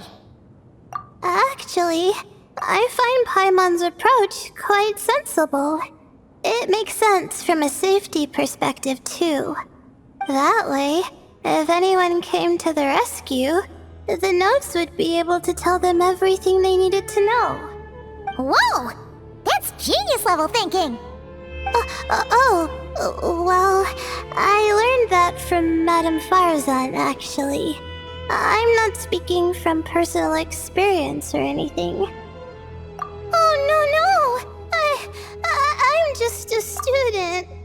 It's fine! You taught us something, so you're our teacher. Simple as that. Anyway, from the looks of things, the student who left these notes behind was pretty weird. Let's keep reading. Whoa! Hang on! That's a lot of information. Paimon needs a moment to take this in. The Ibis King. So... did this person actually meet the Ibis King here? Sorry. Who? Jeez, not again! Stop teasing her, Traveler! You know she was asking about Nefer. Anyway, Nefer's, a friend of ours. And she's mentioned the Ibis King before, but not in much detail.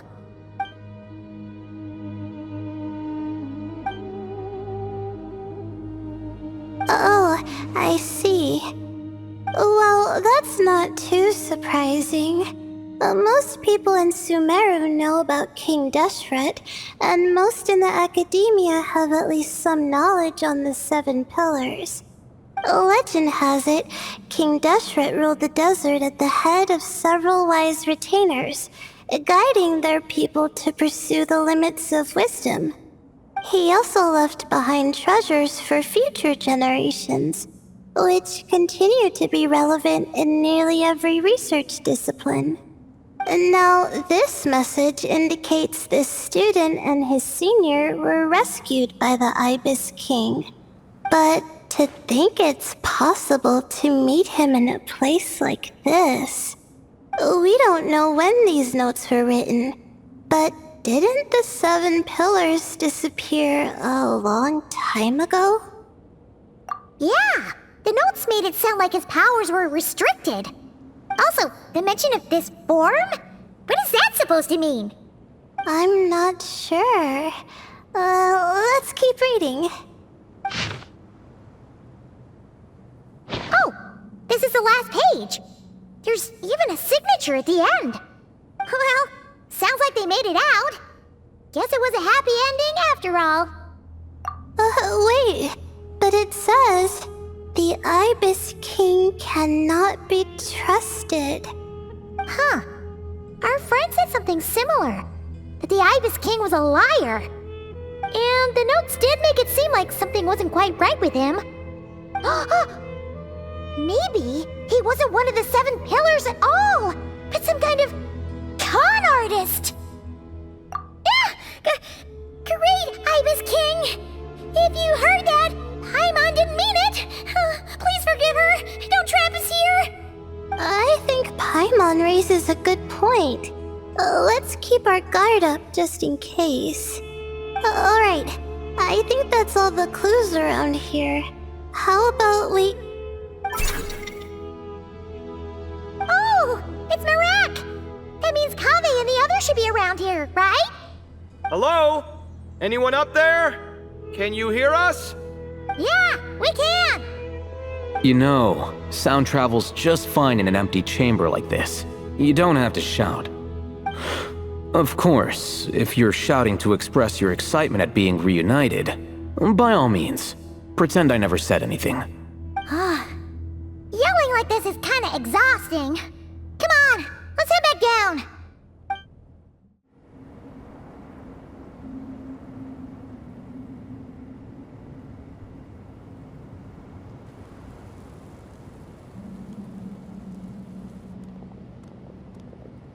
Wow, we all ended up in the same place, huh? Yeah, what a coincidence. Indeed. Or as I like to call it, the chai factor.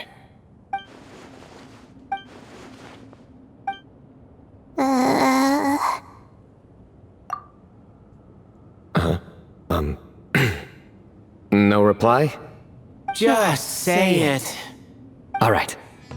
Because it's spice to sweet brew again. Oh, hey, that's a new version. Wait, what?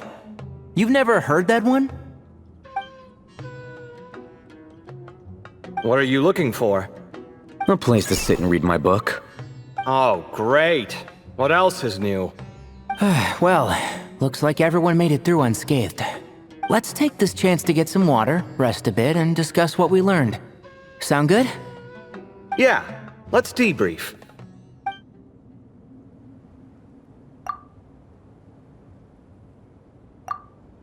Okay, so we all learned a lot, but it feels like we ended up with even more questions. Yeah, but one thing's for sure. This place is tied to the Ibis King in some way. Hey, Sino. You're the current representative of Hermanubis. Can you call him up for a sec? Of course. Just let me sense his presence.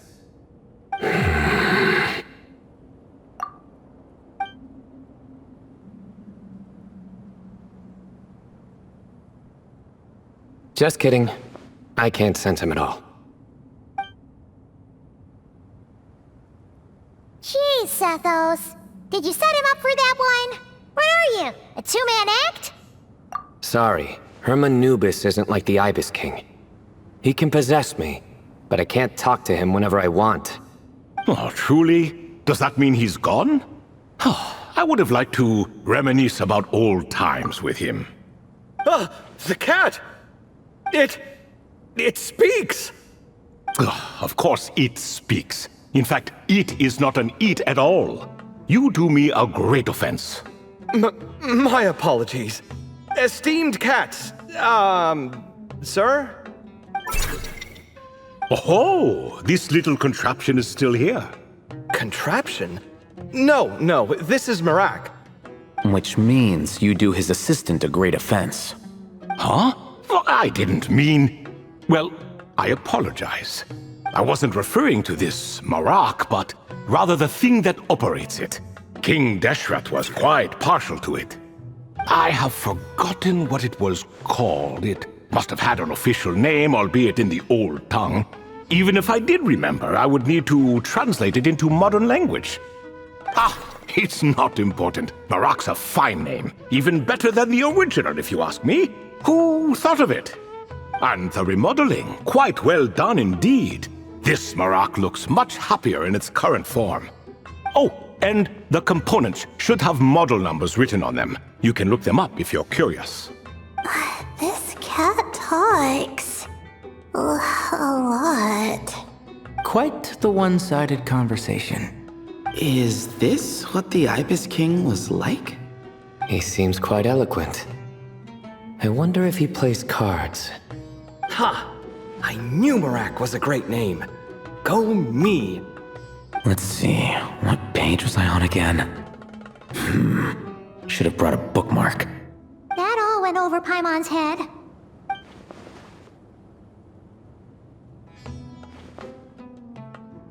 Hello indeed. For you to know my name. Yes, I was not mistaken. You are special among your companions. But you are all guests. It is only proper to invite you in. Come then, this way.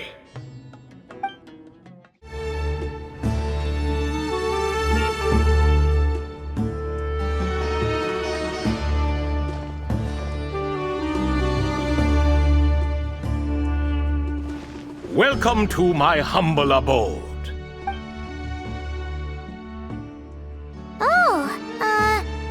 Your house sure is spacious, Lord Ibis King.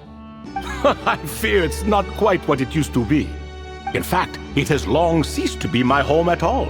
It belongs to the descendants of the cats I once raised. Such adorable creatures, aren't they?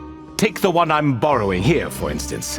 A chubby fellow with such lovely fur. Anyway, tradition dictates that a special guest such as yourself be presented with a gift. Alas, it's a first-come, first-served basis, you see. I fear with the passage of time, none are left. What? So the treasure's gone already? Treasure, you say? Not an inaccurate description. Yes, and no. I have the power to grant gifts inaccessible to the masses. The only requirement is answering a question. Not a bad deal, yes? Of course, my questions were given unto me by King Deshret, who in turn received them from the Mistress of Flowers. There are 3 and no more. What causes our rise and fall? What obliterates love and hate? What determines truth and falsehood? The more he talks, the less Paimon understands. I see. That must mean Gudars and Makaira managed to answer 2 of the 3. Another who understands. Oh, so that's the event those 2 slabs are depicting. Ah, priests and their records. A singular obsession, and quite boring too. After being imprisoned within Aru, I could, on occasion, take the form of a cat to converse with those around me. But I despised speaking to them. No conversational skills whatsoever. Now, humans like you who stumble in here from time to time, you are much more interesting. Hold on! We're getting off topic again. The 3 questions you just mentioned? What are they for, exactly? Ah, that is a story that begins with King Deshret. And we're in for another long one. Nostalgia for the past is common to us all, is it not? And our king, he was such a proud, solemn man in those days. He watched us speak of the present and the future, of the wisdom we possessed, or were about to obtain. We were his proud retainers, confident in our belief that, so long as each one of us used our abilities to the fullest, progress was inevitable. Yet, King Deshret's ambition was not destined to be allowed in a closed-off world such as this. So nothing went as planned. In fact, from the beginning, there were signs an outcome of this nature was inevitable. Because although there were 7 pillars, one was forever absent.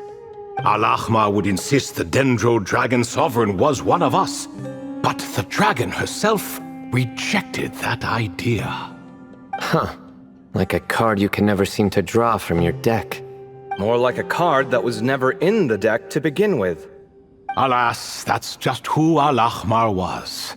There was nothing we could do about that. And I always preferred chess to cards. In the end, life grew unbearable for our king. But, of course, those who remain must continue to live on. But subjects like us were less fortunate. After all, the fate of a retainer is decided by the king, including the chance to walk away.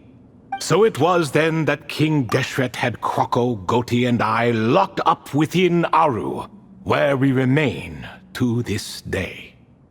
Kroko. Goti? Ah, of course. You're more familiar with their full names. Sobek, the Crocodile King, and Hereshef, the Goat King. And let me tell you, when it comes to chess, Hereshef was a habitual backseat strategist, always spewing nonsense from the sidelines. Well, Sobek was all too quick to take his terrible advice, to the point where I was the one who got accused of cheating. Chess is an exercise in patience, and that man couldn't sit still to save his life. He could never excel at that game. In fact, neither of them were good at chess.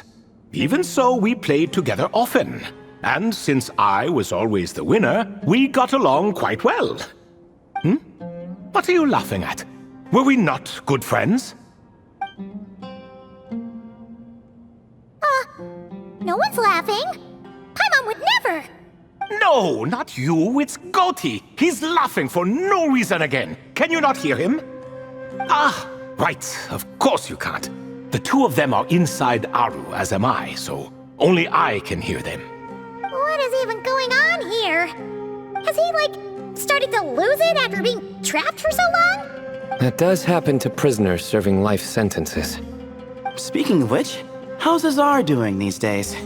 I doubt he's doing much of anything. Just what I wanted to hear. What is the meaning of this? You doubt my words? I have half a mind to not talk at all. Oh, no. They're not questioning you, Lord Ibis King, just discussing other things. Please, continue. In that case, where were we? Getting to the part about the 3 questions. Hopefully. Ah yes, we're almost there. Before I entered Aru, King Deshret said I could be released from my eternal seal if I chose humans who could provide the correct answers to those 3 questions. The first person who caught my eye was Gudars. I asked him, "What causes our rise and fall?" He answered, "Conspiracy and betrayal, for it renders the righteous and wise unable to succeed, and thus nations fall." I found his answer quite interesting, so I bestowed upon him the power to deceive. The second human I chose was Makaira. I asked her, "What obliterates love and hate?" She said unto me, "I have nothing left to lose. Vengeance alone can quench both love and hate." I found this to be another fascinating response, so I granted her the power to be loved. But both of them ended up... Now then, young one, riddle me this. Did their answers point to this fate, or was it the power I bestowed upon them that determined their end? I'm just an observer who doesn't understand their circumstances, so I can't answer. A clever reply. I do not wish to comment either. It is all in the past at this point. My only wish was for their answers to be acknowledged by King Deshret's rules, and bring me one step closer to freedom. As for the final person, her fate remains to be seen, so I will not reveal her name. I asked her, "What determines truth and falsehood?" and found her answer quite compelling, so I bestowed upon her a gift to match. As you can see, however, I have not been freed, so it's clear the answer she gave at that time was wrong. But alas, 3 people were chosen and 3 questions were asked. So now all I can do is wait.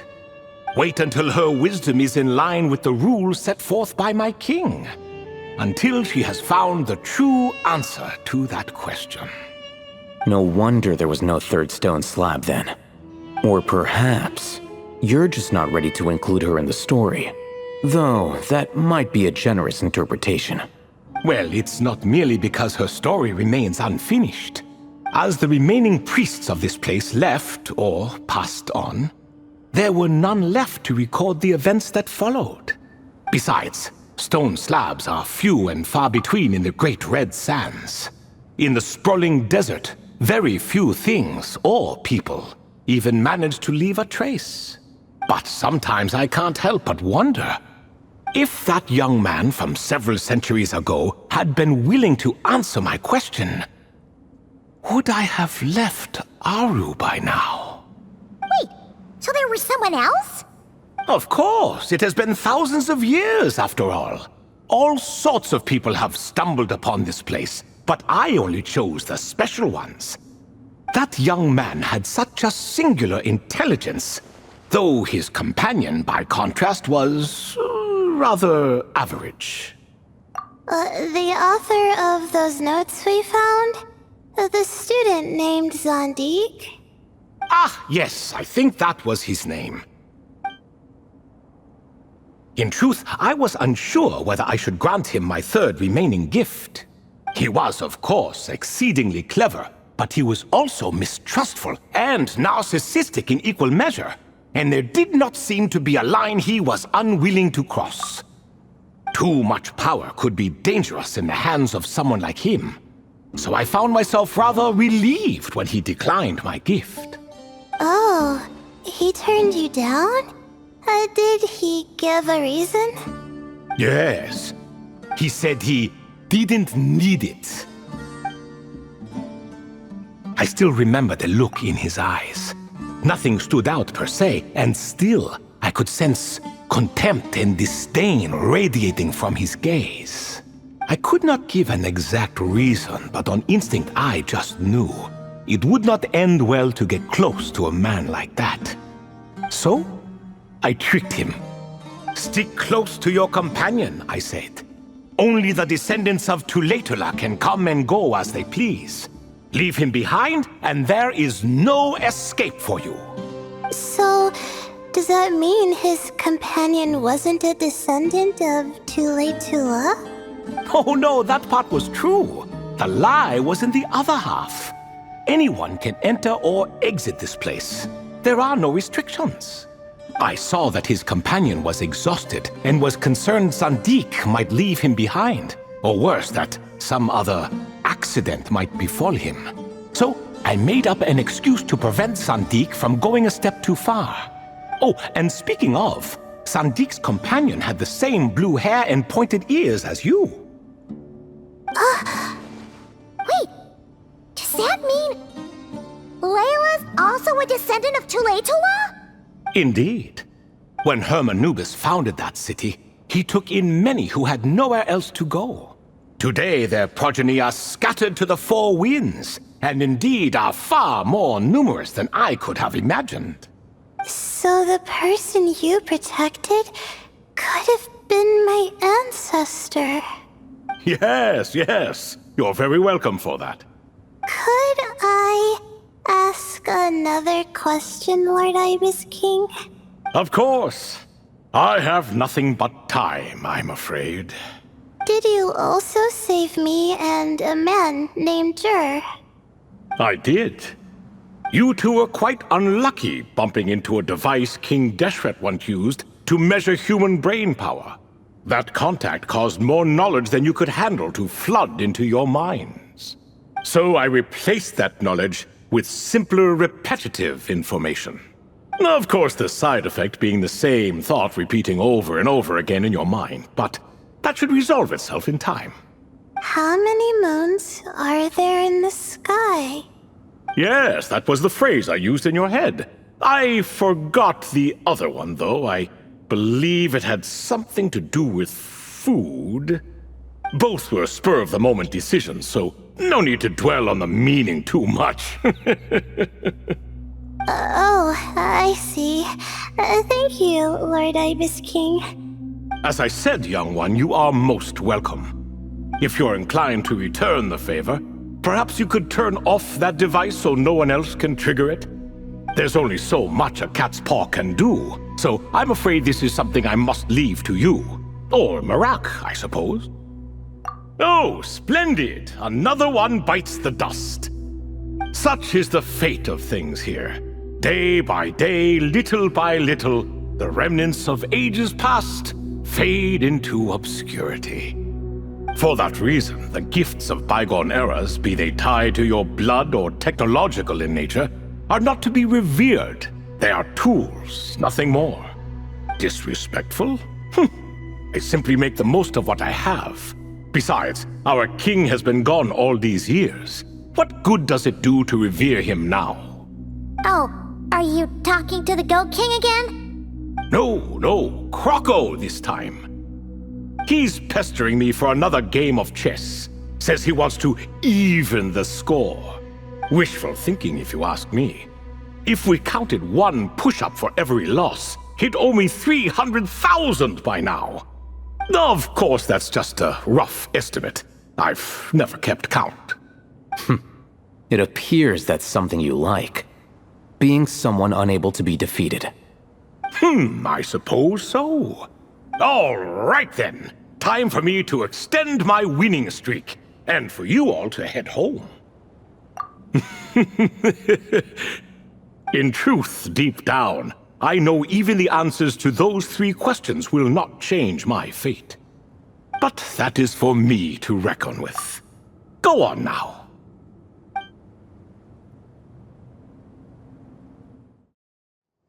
Excuse me. Do you even know what time it is? I've harvested 3 crops of tomatoes while you've been gone. You're exaggerating, Professor. I'm making a point. There's a difference. Sincerest apologies for keeping you waiting, Professor Cyrus. See, that's what I call manners. Now, are any of you hurt? Nope. It went way smoother than we expected, actually. I presume the investigation is complete then. Come, tell me all about it. Oh my, did you look out? If you've read the work from the Vahumana Darshan, you would know that the Ibis King has, well, let's call it a mixed record. Perhaps he softened up a bit in his old age, and that's why he chose to help you. Or perhaps he just didn't have a good enough reason not to help us. See? Marak agrees. How do you even know that's what Marak meant? That could have just been a happy noise. In any case, there's a lot to be happy about. We figured out what happened to Layla and Jur, and there were some unexpected takeaways too. Yeah, I never expected to learn about my ancestry. I've always thought of myself as just an ordinary student. I never would have even considered something like that could be true. Come to think of it, our ancestors might even have been friends at some point.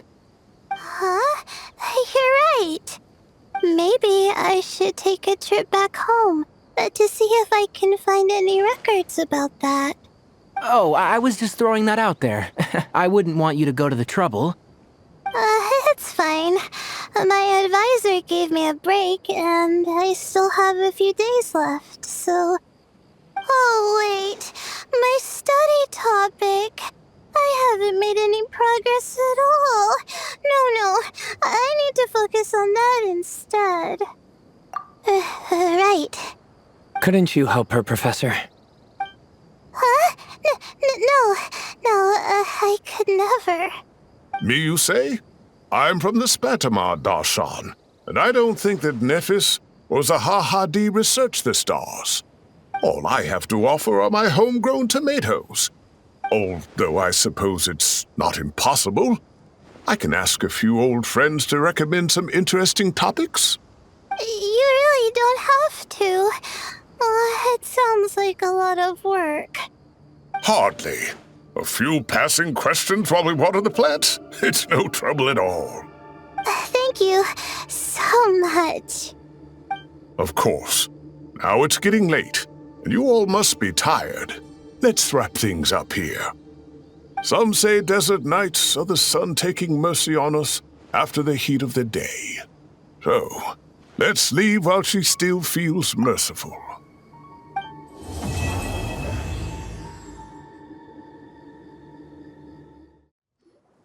Good news, everyone!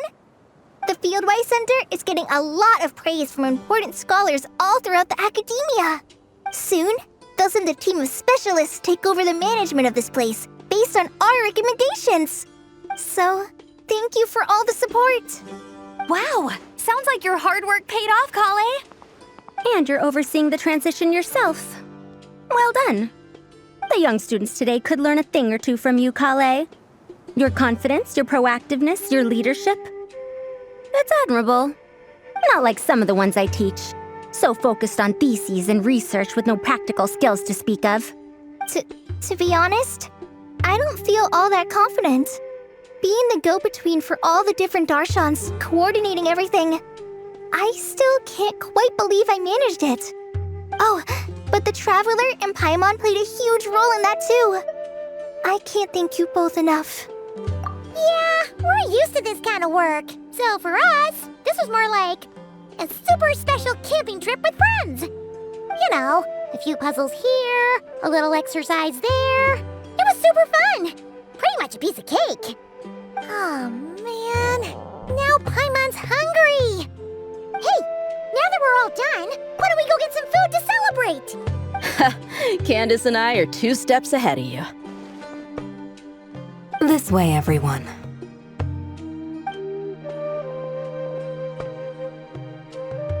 Woohoo! A feast! Perfect timing.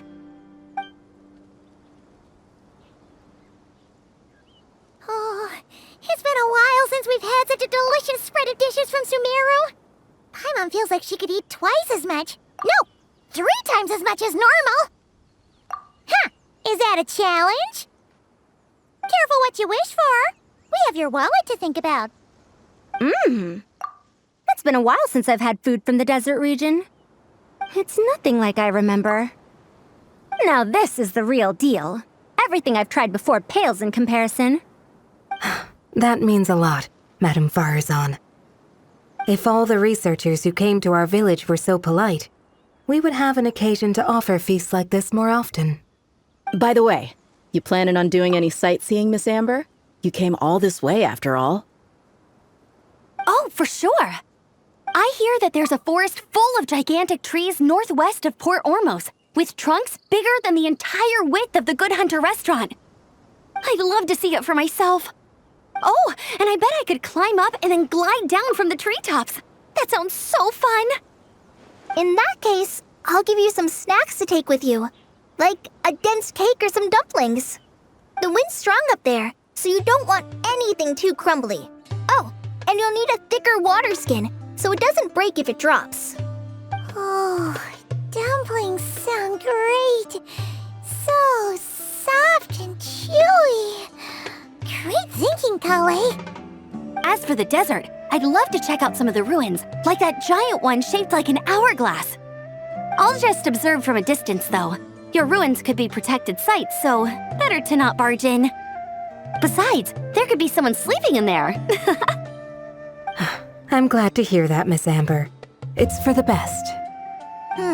Your body won't be used to the desert environment, though, so traveling could be tough. You'll need to bring moisturizing ointment and essential oils for the skin. Honestly, though, helping set up the Fieldwise Center was the real highlight of this trip. And thanks to you, Kale, I got to make some new friends, too. So I couldn't be happier. Feel free to drop in on me in Mondstadt anytime. I'll show you the best our city has to offer. Don't mind if I do. I had some dandelion wine while I was in Fontaine, and man, that was the stuff. So sweet and fragrant, not a single bitter note in there at all. And that was the imported stuff. I bet the taste is even better when it's fresh. I'm looking forward to downing a couple of barrels already. It couldn't hurt to take a break from wine either. Those children gave you some hennaberry thorn powder, remember? You could make some tea. Come on, Candace. It's just a taste. The barrels aren't even that big. We're talking like 3 to 5 cups per, tops. And don't worry, I'd make sure to bring back souvenirs for everyone. Well, I've heard the Knights of Favonius Library has quite the collection. I wonder if there are tomes that approach engineering from a different angle. Could be worth perusing. I'm not sure about the exact number, but the library's pretty huge, all right. What kind of books are you interested in, Madame Farzan? I can write them down and have Lisa get them ready for you. Either way, just leave your Mondstadt travel plans to me. Lisa? Lisa Mincy? Cyrus's prize student who he never stops bragging about? So that's where she's hiding. Ah, this is kind of nice, isn't it? Friends of ours meeting other friends of ours, then becoming friends in their own right. Yeah. Maybe we should start introducing our friends to each other. Paimon can think of a few who might get along. Huh, not a bad idea, right? Just imagine all the fun we could have.